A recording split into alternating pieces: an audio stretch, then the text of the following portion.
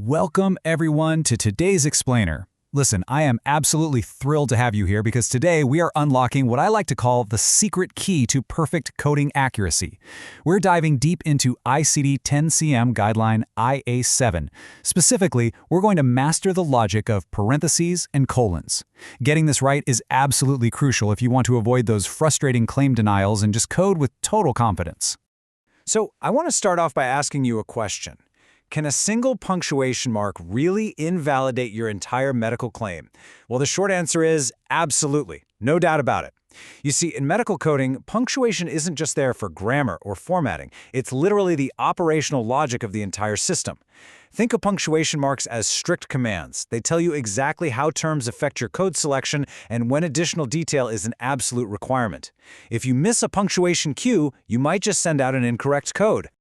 Okay. Let's dive into this roadmap of how we're going to navigate these guidelines today. We'll start with 1, the power of punctuation. 2, parentheses, the optional modifiers.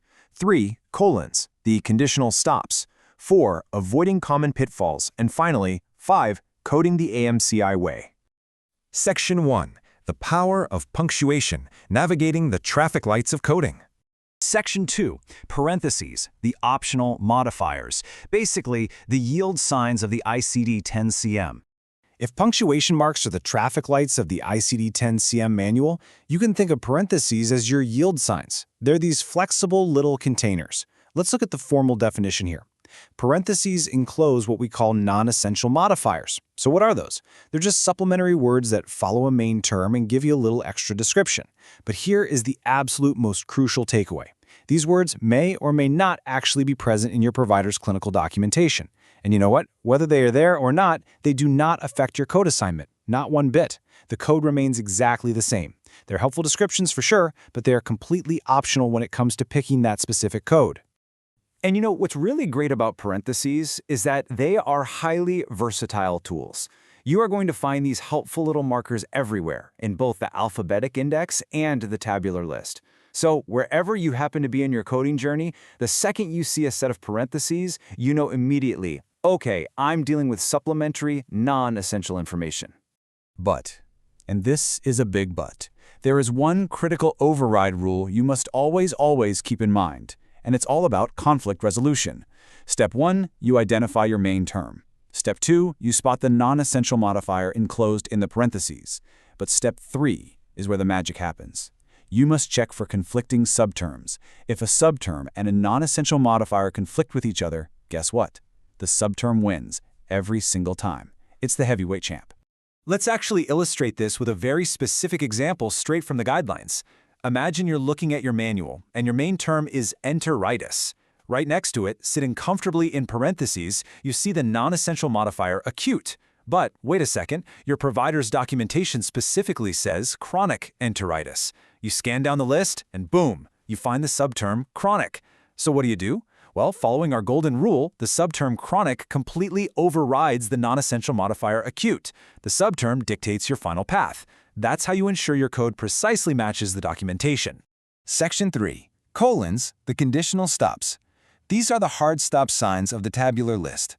Now what's really interesting about this is how completely different these two marks are. Let's juxtapose the flexible nature of parentheses against the incredibly strict demands of colons. Parentheses, as we said, are found everywhere. They enclose non-essential information, and your code stays exactly the same. But colons? Colons are found only in the tabular list. They indicate an incomplete term, and they absolutely require additional modifiers. It's a completely different operational logic. A colon follows an incomplete term. Literally, when you see a colon in the tabular list, imagine the manual practically shouting at you to stop. It's telling you that the statement you are looking at is not complete on its own. You cannot proceed. You must stop, read further down, and include one or more of the modifiers listed immediately after that colon to actually build a valid code. I really want to emphasize the harsh reality here. Without those additional modifiers following the colon, the code is not assignable. Period. End of story. If you just stop at the colon, grab the code sitting next to it, and slap it on a claim without reviewing the required modifiers, your code is essentially dead on arrival. It is an incomplete statement, and it will trigger a claim denial faster than you can blink. Section 4. Avoiding common punctuation pitfalls. Think of this as the most wanted list of coding errors. So let's energetically run through these so you can spot them a mile away. Number 1, thinking words in parentheses change the code. Spoiler alert, they don't. Number 2, ignoring subterms just because a non-essential modifier happens to be sitting right there. Number 3, forgetting our golden rule that subterms always override modifiers. Number 4, assigning a code immediately after a colon without actually looking at the modifiers below it. And finally, number 5, treating incomplete tabular list statements as if they are complete. Recognizing these errors right now is going to save you so much trouble on your exams and honestly, out in the real world too. To help you remember all of this, I want you to grab a pen and write down this MJ gem. It provides a brilliant, totally fail-safe mental framework. Parentheses equal optional. Colon equals conditional. When you see those parentheses, just remember the words inside are optional. They do not change the code. But when you see that colon, your code is conditional. It conditionally relies on you doing the legwork to find more detail. And here is the second half of that MJ gem to really cement our conflict resolution rule. Modifiers don't matter unless a subterm says otherwise. Remember, non-essential modifiers are just there to be helpful. But the absolute second a subterm steps into the ring, the subterm takes priority. If you memorize these two quotes, I promise you, you will navigate the manual like an absolute pro. Section 5, Coding the MVC Way, bringing the logic together. Mastering this punctuation logic will instantly elevate your accuracy. And this brilliantly illustrates the ultimate contrast in Action 1 last time. Parentheses function as non-essential modifiers. Your action? Optional. It doesn't affect the code.